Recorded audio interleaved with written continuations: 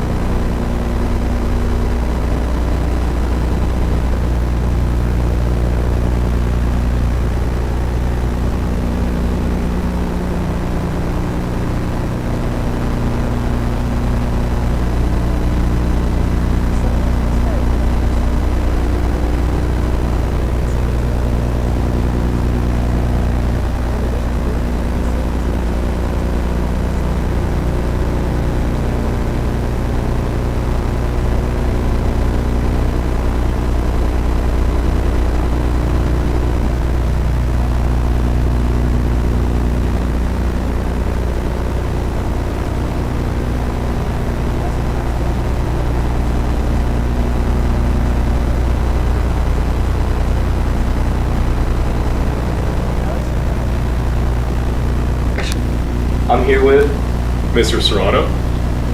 and what made you become a teacher? The crazy high salary that comes with being a teacher, the rock star lifestyle, the millions that I get in my bank account. But no, the serious answer though is that when I was in high school, I had a history teacher that just had a pretty big impact on me. And I would say until I had this teacher, I didn't care too much about school. But after his class, I started to put a lot more effort. And so I just feel like I've always kind of wanted to have that same effect on other students. But that's the real reason, not the crazy high salary. Okay, that's a good answer, Yeah. right? How do you feel that you were chosen for Teacher of the Week? I'm super proud. I think I'm going to put it on my resume. And I mean, it should be probably the very top thing on my resume. So, but no, in seriousness, it's fun and I'm happy to do it. So it's pretty cool. What subject do you teach here in Waterloo High School?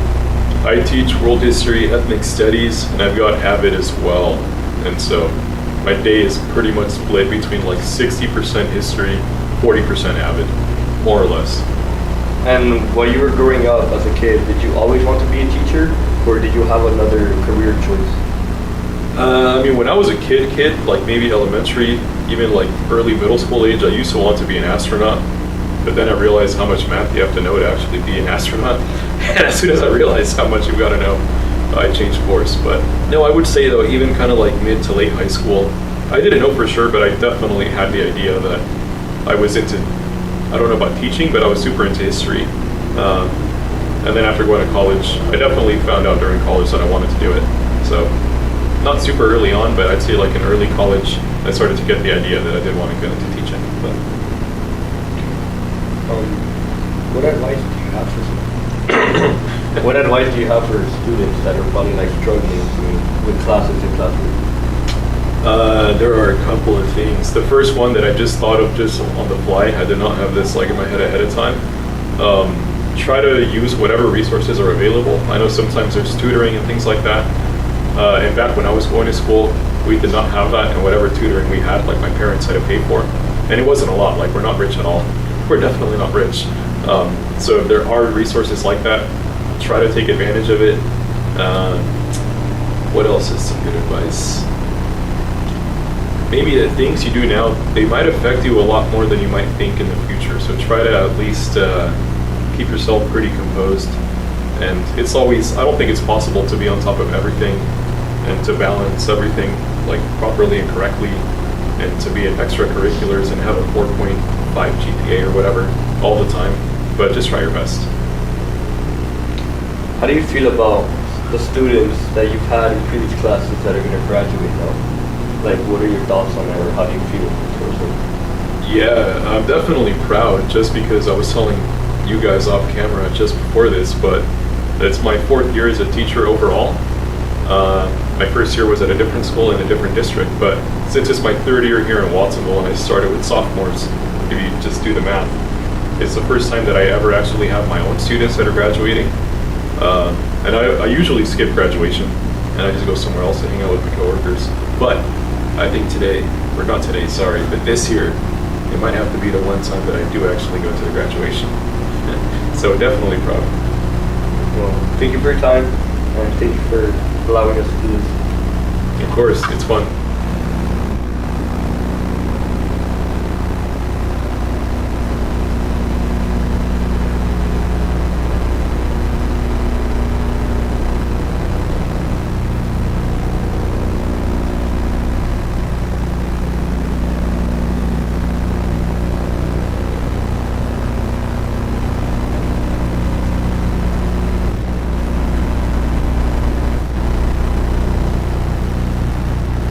Hi, my name is Maria, And I'm Michelle. and we are Hope Club members. Are you interested in receiving your civic seal of engagement and how you can earn one? If so, then you should come to our Hope Club Please ceremony to see how Hope Club members are getting theirs. By getting your civic seal of engagement, not only does it show that you're involved, but also you get leadership, communication, and teamworking skills, and it looks amazing in your college application.